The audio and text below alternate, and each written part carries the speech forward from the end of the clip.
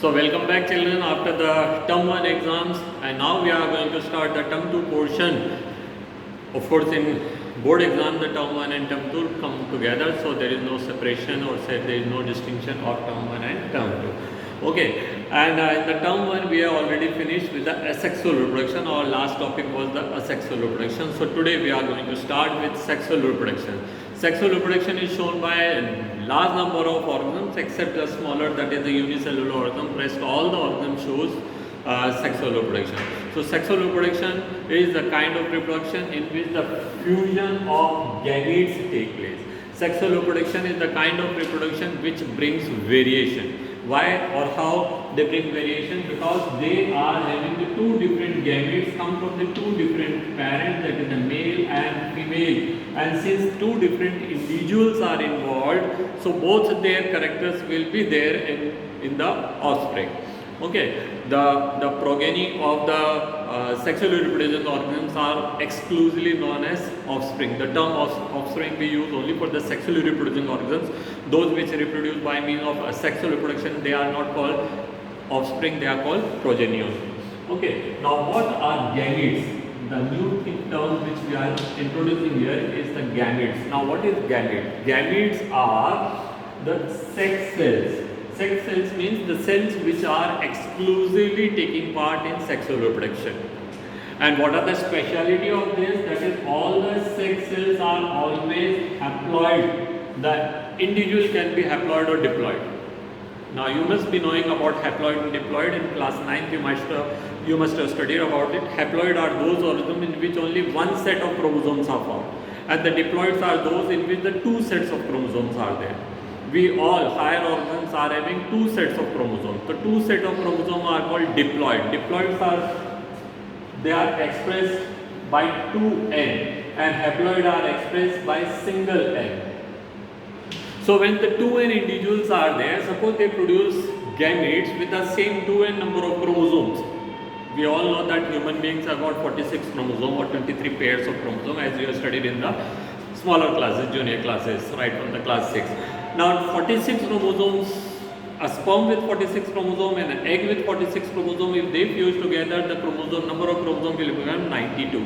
And then again 92 and 92 will fuse together, they will form 184. Like that the number of chromosomes will go on increasing. So starting from the time of Adam, say for example Adam was the first person, then he was there somewhere about 8 to 10,000 years back. So from the 10,000 years, so many generations took place. In every generation, number of chromosomes will go on doubling. Then in the body of any individual, there will be only chromosome, nothing else. Okay? So that is impractical. In order to make the number of chromosomes fixed, there is a mechanism found, a special kind of cell division found, and that special cell division is called meiosis. Remember, meiosis occurs only and only in sexually reproducing organisms. Secondly, meiosis occurs in a cell only and only one time. Meiosis cannot occur twice in a cell. Okay, and meiosis reduces the number of chromosomes to haploid. A diploid cell will undergo meiosis, and meiosis completes in two steps. Meiosis 1, I write here meiosis 1 and meiosis 2. So in meiosis 1, the number of chromosomes will divide into half, that is the 2n will change into haploid, single n. Again, two cells will produce, and again each of these cells will go second meiotic division, and they will produce 4 cells with haploid number of chromosomes. So suppose it would have been human cell, then 46 chromosomes. 46 would have become here 23 in this and 23 in that one, and then they would have formed 4 cells each with 23 number of chromosomes.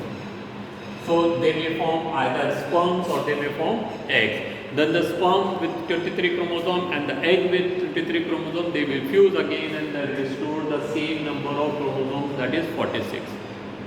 So it is a very complicated process, but all the sexually reproducing organisms, though they may show vast variety of methods, they may be there may be organs in which the fertilization is taking place. Outside the body, there may be organs in which the fertilization taking place. Inside the body, there may be organisms which produce millions and millions of eggs and sperms. There are organs which are producing only one egg at a time, or two egg at a time, or a few eggs at a time, but there is a large number of sperms are there.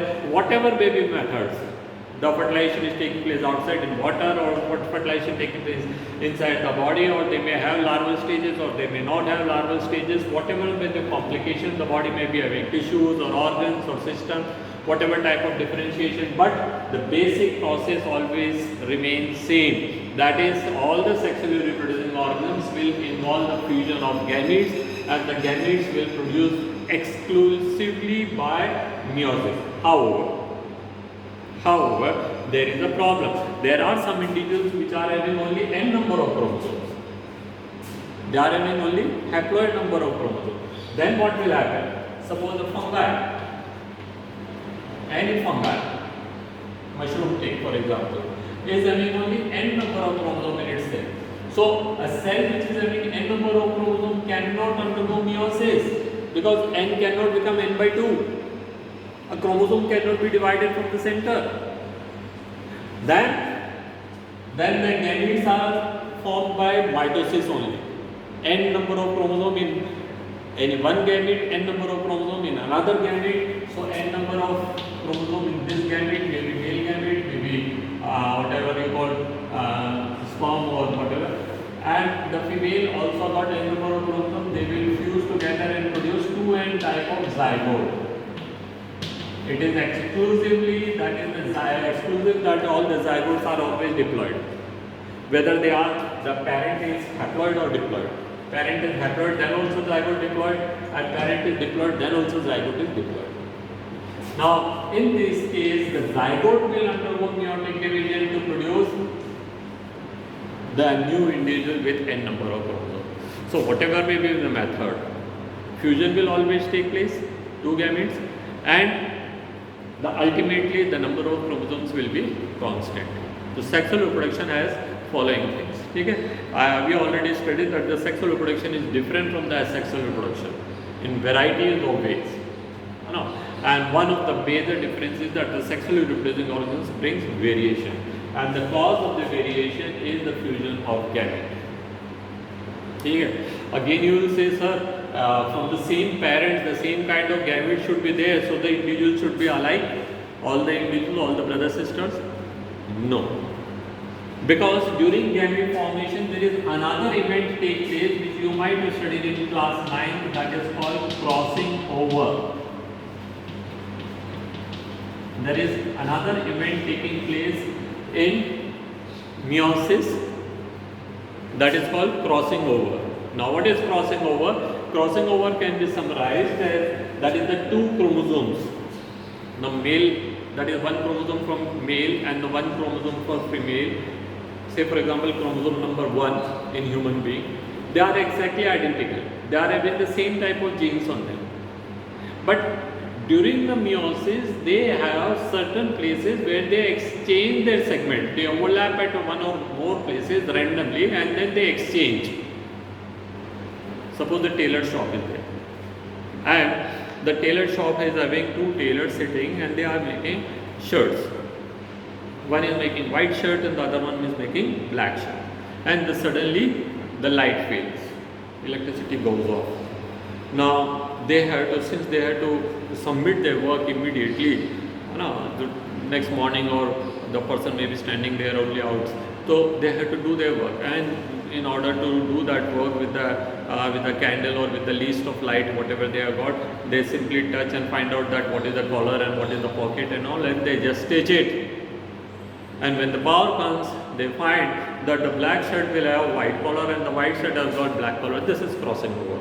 A segment of the father is attached to the mother's chromosome, and a segment of mother's chromosome is attached to the father's chromosome. So here the exchange, mutual exchange of the segments take place, and that is why you will find that the individuals are there. The brother sister of the same parents may have a certain character of father and certain character of mother, mother. It may not always be that all the offsprings are there having in eyes of the mother and the nose of father.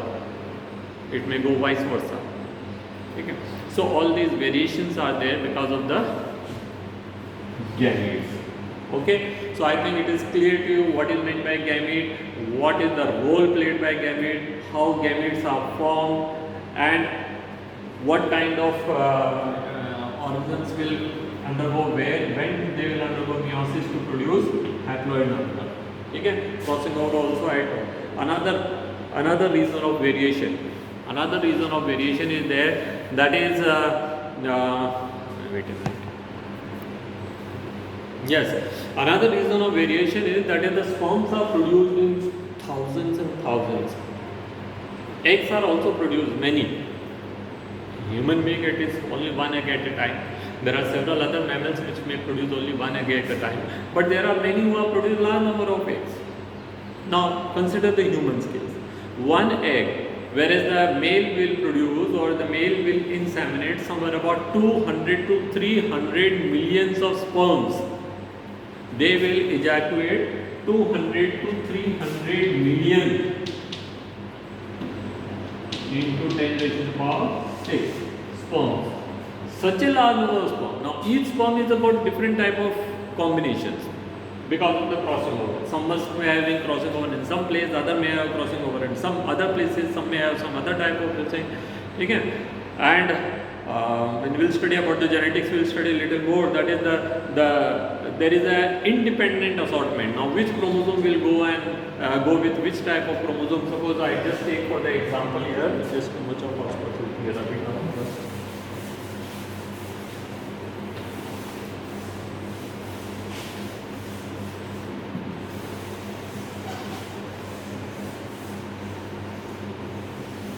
Suppose there is a species in which only two pairs of chromosomes are there, and the two pairs of chromosomes are shown by this.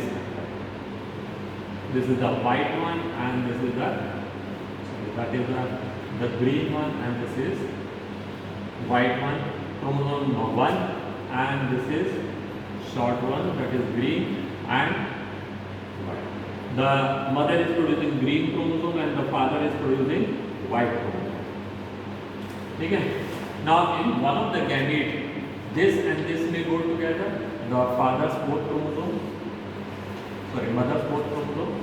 The other may have this with that one, that is the green chromosome with white chromosome, second one is white and the first one is green. The third combination can be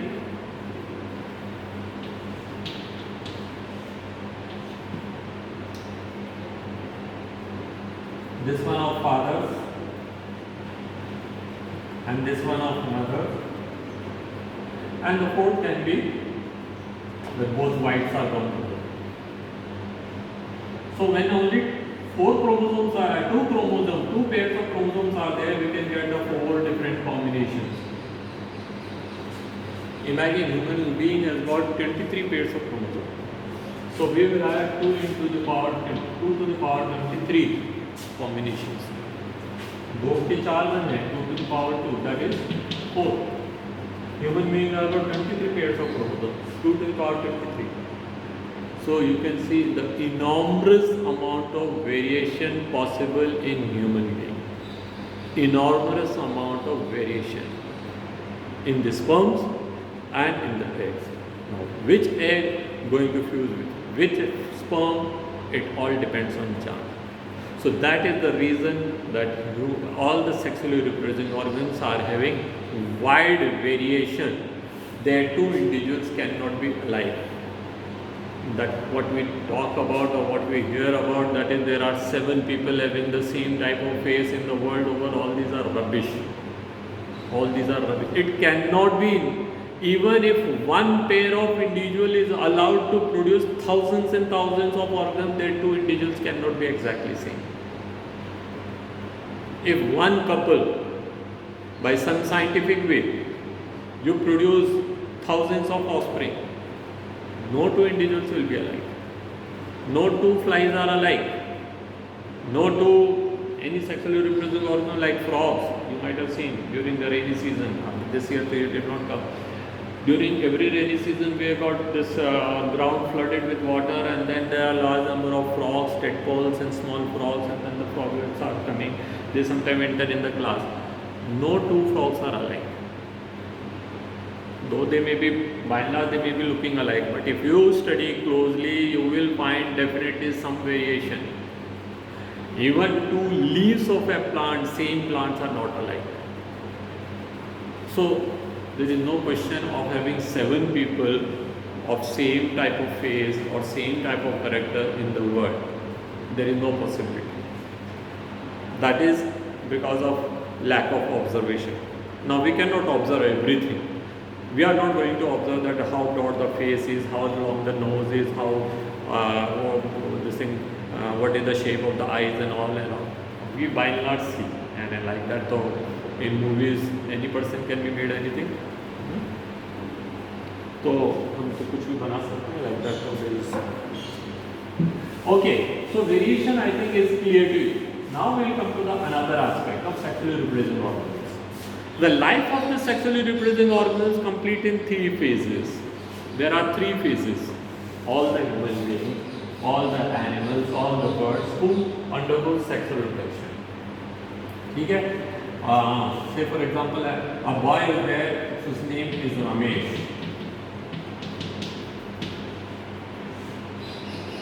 Now when the Ramesh is just born, can he undergo sexual reproduction? There is a phase of physical growth which takes place from the day 1, 0th day to somewhere about 12, 13, 14, 15 years. So we can consider somewhere about 15 years.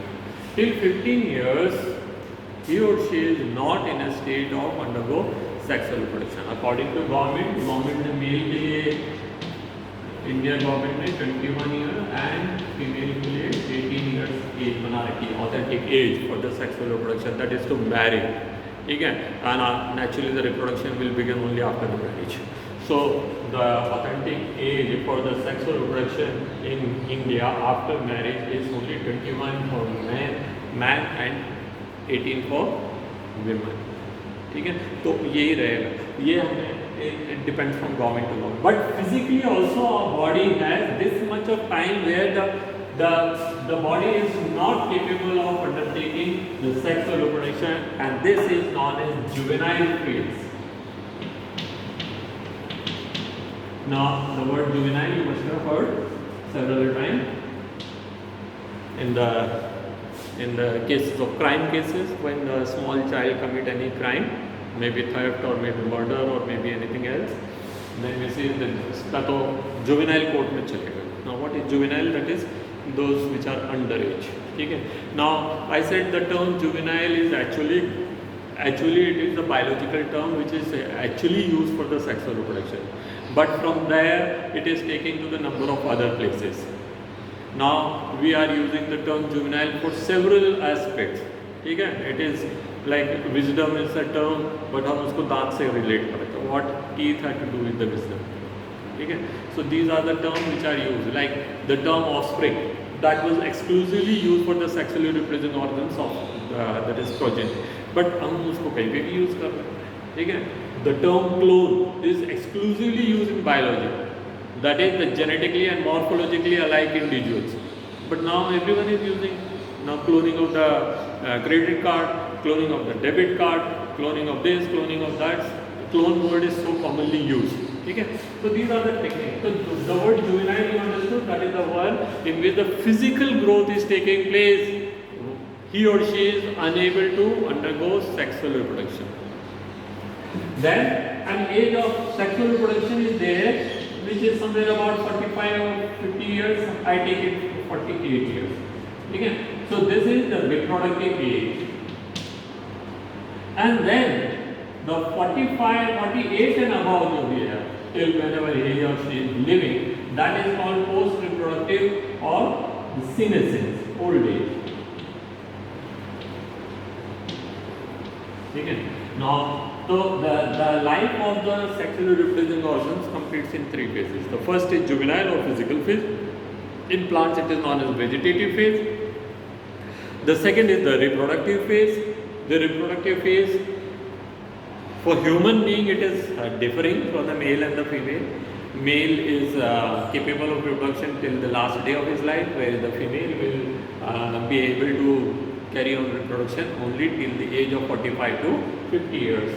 Or that is called reproductive phase, and post-reproductive phase is 48 and above, or 50 and above, or 45 and above, whenever she has reached to menopause. Okay. Now, for plant also, you see after a certain age, then the plant stop flowering and they stop producing fruits. The same is true for the birds. Okay. So, these are the three phases of the life of sexual reproducing organisms. That is, one thing is very much clear, that is the sexually reproducing organisms cannot start sexual reproduction from the day one, unlike we are seeing in case of vegetatively reproducing organisms. There we have seen that you have bought a stick from the neighbor's house and you just planted it, and then again you may feel, and you can cut the stick into another piece and you can put another plant from the same plant. So there the reproduction can take place right from the first day. Okay? But for the sexually reproducing organisms, they have to undergo a phase of maturity, and before the maturity is called the vegetative phase or juvenile phase or childhood, and the phase between these two where a child is reaching to the adulthood is called adolescence. There are some changes taking place in adolescence. You all know, when we will talk about the sexual reproduction in human being, we will talk about adolescence. Abhi koi zarurat nahi hai. But there is some sign, there is some sign by which we can make out that particular individual, may it be plant or may it be animal, they have stepped into the phase of reproduction. Like if it is a plant, it will start flowering. So flowering is an indication that now the plant is matured enough that it can carry on, or it can take sexual reproduction.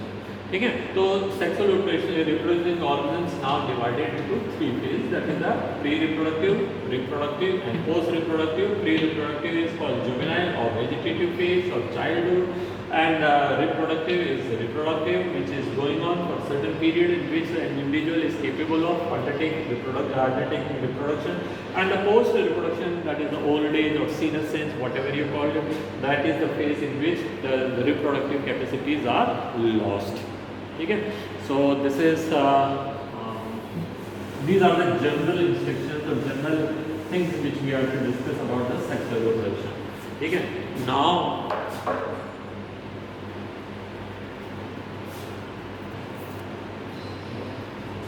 okay, so we talk about the sexual reproduction in plants, and plants, that is, we are talking about angiosperm.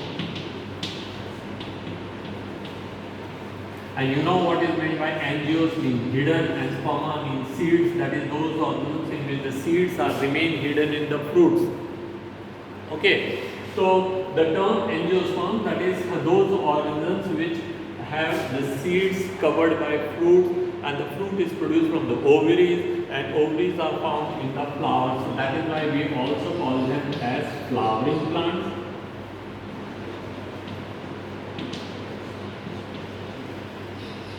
Flowering plants, and the flowering plants are having the seed covered or enclosed within fruits.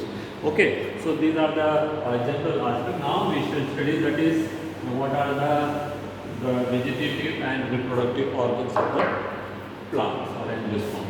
Now when I write plant, you just take it that I am talking about angiosperm. So the plant's body of plant is again divisible into the vegetative and reproductive phase. Vegetative phase is including only the roots, stems and leaves, and the reproductive is the flower. Now interestingly, not the entire flower is taking part in reproduction. There are two accessory organs and two reproductive organs. Okay? The flower, now I am not talking about these things, I am talking about the flower. The structure of flower you already studied in class 10, 6th, 7th, 8th, whenever you must have studied. Okay? In a flower there are four organs. That is the sepals, petals the stamens and still. The sepals are also known as calyx. Petals are also known as corolla. Stamens are also known as androecium. And pistil is also known as gynoecium.